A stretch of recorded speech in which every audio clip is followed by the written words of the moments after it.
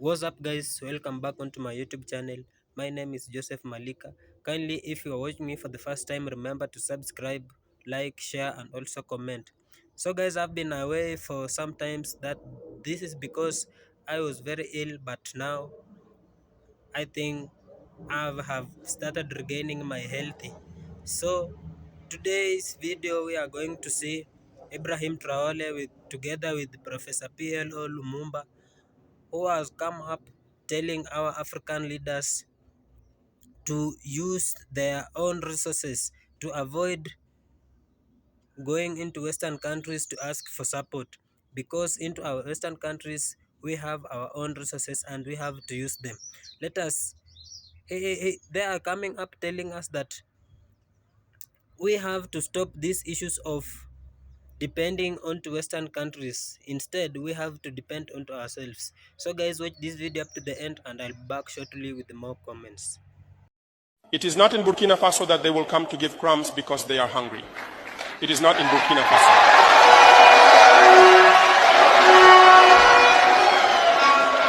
We should no longer be seen as beggars.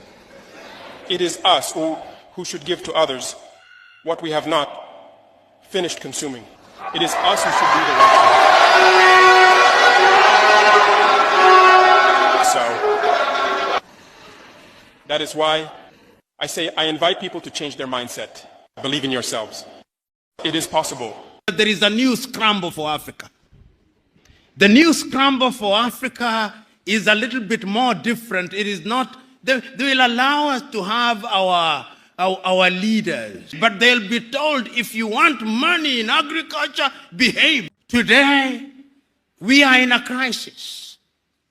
And I'm suggesting that part of our crisis is not only the colonial, but the post-colonial. And as I speak now, what is undermining our development is that there is a new scramble for Africa.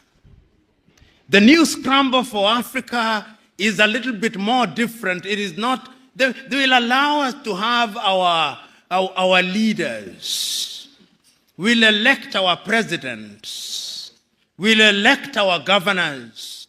We'll have our ministers. That will happen, but they are not bothered. After we have elected them, you'll then see them sending their arrows ahead. You'll see Bill Gates come and meet your president. You'll see Tony Blair come and meet your president. You'll see Macron come and meet your president. You'll see all of them. And then they will never admit, but they'll be told, if you want money in agriculture, behave this way. If you want money in this area, behave this way. They will never tell that to the Chinese. They will never tell that to the Indians. They will never tell that to the Vietnamese. They will never tell that to the Koreans. But in Africa, they tell us. That is why, as I speak to you now, under this new scramble, the IMF and the World Bank are back, telling you who to hire in your universities, what to sell and what not to sell. It is a sad situation. So today, as I look at Africa in that new scramble, the Chinese are here. I hope that this institution was not built by the Chinese.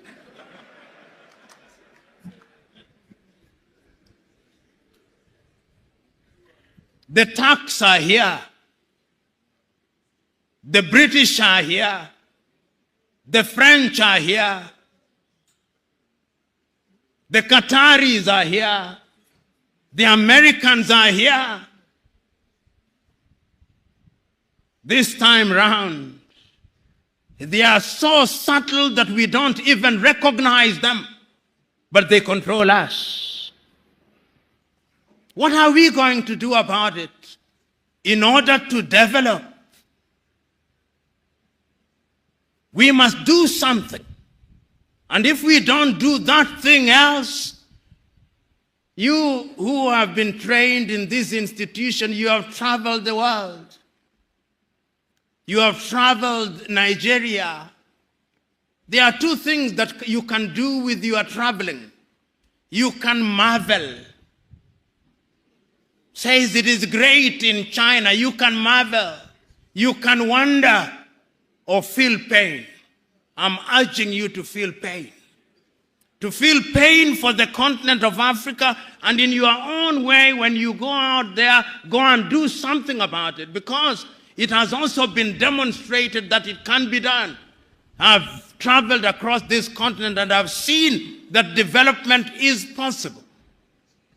I was in Rwanda before 1994.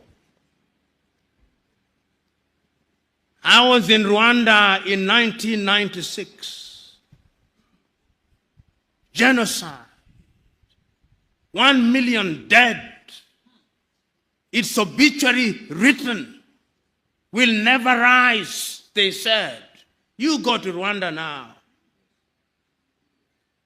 They are demonstrating that it can be done. Go to Kigali now. See what they are doing in the health sector in their own small way.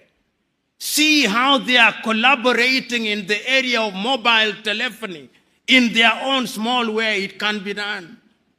I've been to Botswana and I've seen what they are doing in their own small way. I've been to Mauritius, see what they are doing in their own small way. And they do not have the resources that other countries have. They do not have the resources that the Democratic Republic of Congo has. And I'm giving these examples to say that indeed it can be done, and it can be done within the continent of Africa. So what we must do is to begin to pull together, you know.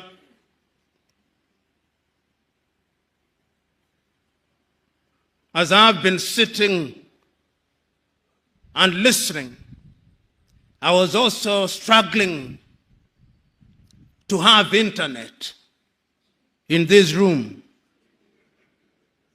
And every effort was being made to connect me to internet.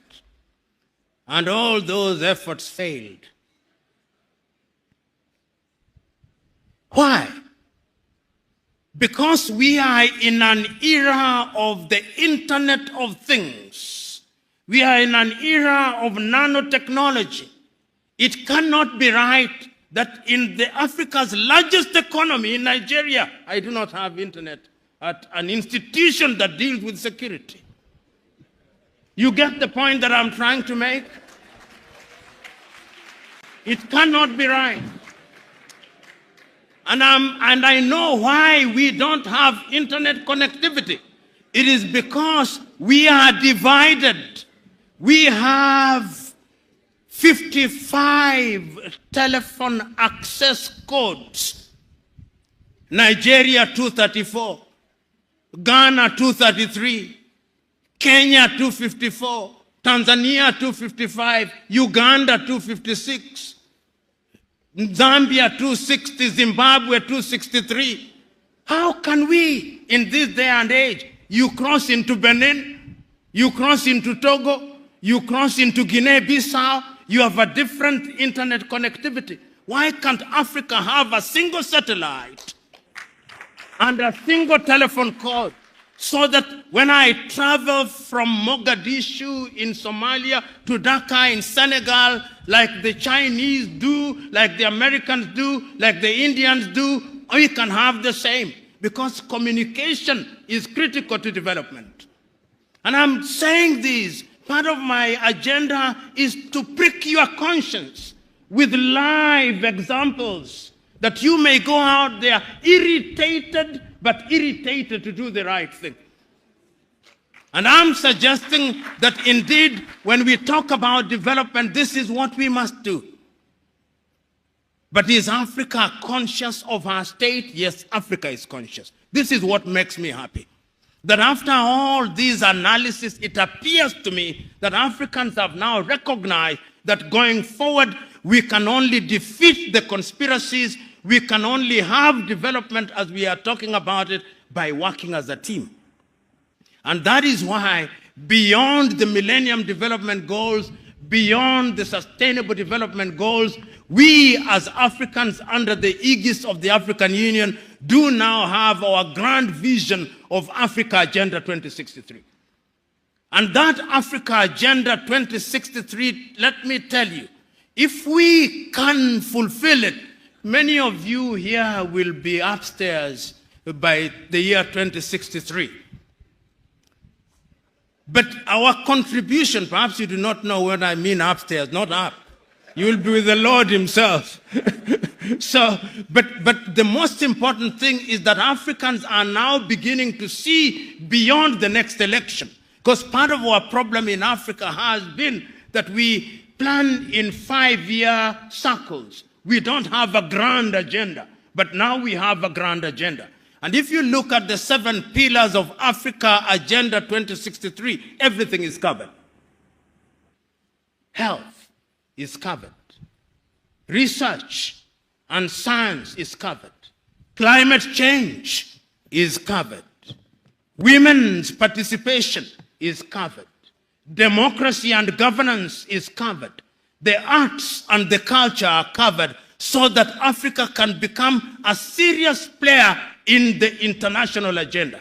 As we speak now, we are not a serious player. You know, and I say this perhaps too often, but I must repeat it because it is important. I was looking at the GDP of Indonesia. The GDP of Indonesia this year, by the end of this year, will be 1.1 trillion United States dollars. Indonesia is the 17th largest economy in the world using all critical indices. It's amongst the G20. The population is about 200 million, just about Nigeria.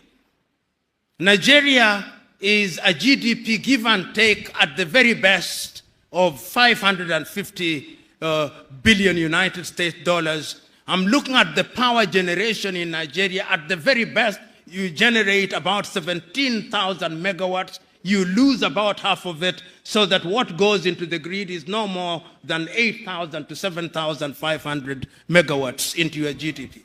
You are the biggest economy in the world. If you look at Iran, Iran generates 75,000 megawatts. So when we talk about industrialization, we are not even close to industrialization. Look at the diversity of power generation that you have. Most of it is hydro. You are not harnessing your solar. The Kainji dams and the other dams with climate change are going to dry. If you look at the major rivers, it means that you are going to be in trouble. You look at Zimbabwe now, for example, in power generation, 2,000 or give it 2,500 megawatts. The dams are drying, the Kariba is drying. So Africa must begin to think, even as we think of Africa Agenda 2063, because energy is the game changer. Without energy, all these generators you see everywhere in Nigeria must disappear for industrialization to come.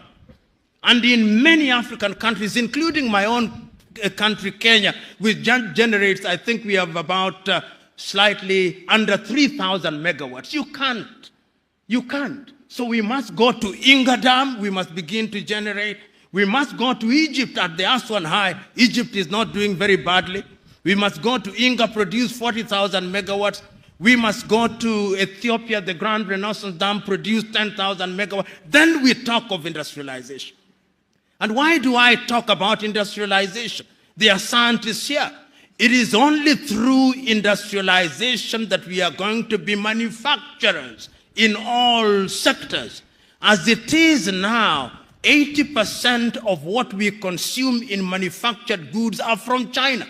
If China closes shop, we are dead. We are dead. So I'm thinking that Africa Agenda 2063 is a good thing, but we must work at it. I'm thinking that Africa Continental Free Trade Area is a good thing. Launched with the Secretariat in Accra, Ghana, a good thing. But how are we going to trade? How are we going to get somebody to drive a truck from Accra, Ghana to Juba or to Asmara in Eritrea without peace and security? So you can also see that peace and security is at the very heart of it. In the United States of America, and many of you are familiar, you can drive a truck from Florida through to Alberta in Canada, and It is safe. The roads are good. The security is there. I'm saying, therefore, that as we talk about development, we must think about development in a very comprehensive manner. We must ask ourselves how we govern. And I want to conclude my presentation to you by telling you that Africa must be very careful. We must be very careful because of lack of resources in Africa, I'm beginning to hear things that worry me.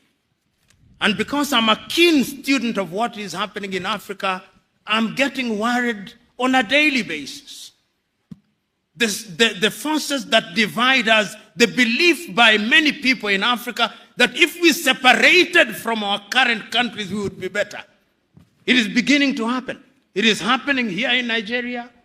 It is happening. I saw a letter last week addressed to the president of Zambia by a people in Zambia called Baroseland. And they are telling President Hakainde Hichilema that you remember in 1964 we had an agreement with the Lusaka government that the time has now come for Baroseland to become an independent country. Can you believe it? I hear people in Namibia saying, do you remember that there was a strip called the Caprivi Strip? I hear people in Ghana saying that you remember that in the Volta region we had a different country. I hear people in Zimbabwe saying that there should be a country called Mtuakazi. I hear people in South Africa, the South Africans, saying that we should have a separate country in the Western Cape. I hear people in Ethiopia saying we should have Tigray and Oromo. The centrifugal forces are there. And the only way to bring them in is to create a sense of belongingness. The people must feel that they are part of it. I remember the words of John Garang of South Sudan when he spoke in Khartoum. He told the Numeri government, we do not want to create a separate state, but make unity attractive. Make unity attractive, make Sudan attractive, make Khartoum attractive, because if you don't make it attractive, we will separate, and that will make us weaker. And I'm saying this because of this thing we call democracy. Democracy demands that people have a sense of belonging and that they believe that the country in which they live represents their interests and that deliberate efforts are being made in that regard. So, fellow Africans, I'm one who believes that this continent has a contribution to make. There is not a continent today that has the natural resources that this continent has. Not one. There is not a continent today that has a population as young as ours, which could be a resource. There is not a continent. There is not a continent today that has the resources in different diverse ways which can be harnessed. With a population of 1.4 billion, we are a potential market. But we must also warn ourselves. I am aware that you are talking about climate change. It is only through unity, therefore, that we can fight all these. Our rivers are drying. Lake Chad has shrunk by nearly 1/3. The rivers are drying. The climate is changing. The Sahara is coming down south. The rivers down are drying or getting polluted. Our farms are not yielding the way they were yielding before. Our seeds are being destroyed. Our young men and women are running away. And remember, the Germans are now saying, we want young people. The Canadians are saying, we want young people. We are in danger. You who have been trained in this institution, now go back to your countries and tell your countries that yes, there is a conspiracy against the continent of Africa, but the human relationship, is it not about conspiracy? Even in families, are there not conspiracies? Is it not our duty to fight and defeat those conspiracies so that that is no longer an excuse? Go out there and say that we have the possibilities and that these possibilities require and demand that we look at Africa as a total whole. Go out there in your little ways and make your contribution. The 78 of you who are graduating here today, I'm suggesting to you that development must start with you. Go back and let in every institution where you are, let it be said that since he came back from NISS, he or she is different. He is different in a positive way. And all of us who are here, whether we are politicians or academics and in different sectors, let us go out there having made a solemn vow that Africa must do it. If you can't do it for yourself, ask yourself which Nigeria you want to bequeath to your children and your children's children.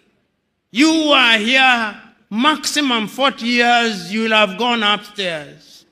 But after 40 years, in which kind of country will you want your children to be? This is the question. It is not about you and me. It is about them. This is intergenerational. Africa must change. Africa can change. And it can only change if we change our minds. And our minds we must change. Ladies and gentlemen, thank you very much. And God bless. So guys, I think you have watched this video up to the end. You can see Ibrahim Traore has come up telling we Africans why we have to unite. And also PLO, Professor PLO Lumumba has also come up narrating or giving us reasons why we Africans we are still behind. This is because all our lives as Africans we have been depending on Western countries for survival. That is that we always do not believe into ourselves. We always want to include the white or the Western countries people to come over and support us in everything that we do. But Professor is telling us that if we have to come together, we are going to create a very great continent, Africa. So he has called all African leaders to come up together so that we can avoid the issue of depending on to Western countries. He has also stated reasons why Africans have always get low profits when they